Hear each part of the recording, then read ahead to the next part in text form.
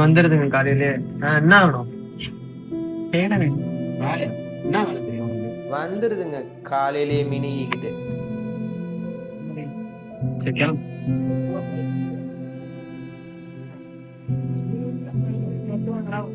எப்படா 9 உச்சடா நீ சொன்னா பயனானே தெரியலையே.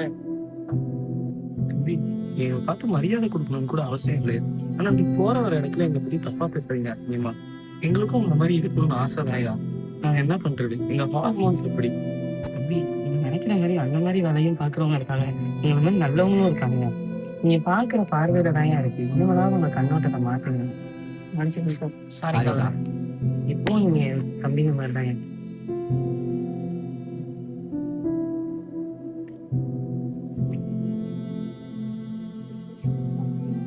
இந்த உலகில் சரி தவறு என்று எதுவும் இல்லை. இவை அனைத்தும் நீங்கள் உங்கள் கண்ணால் பார்க்கும் விதத்தை பொறுத்தது.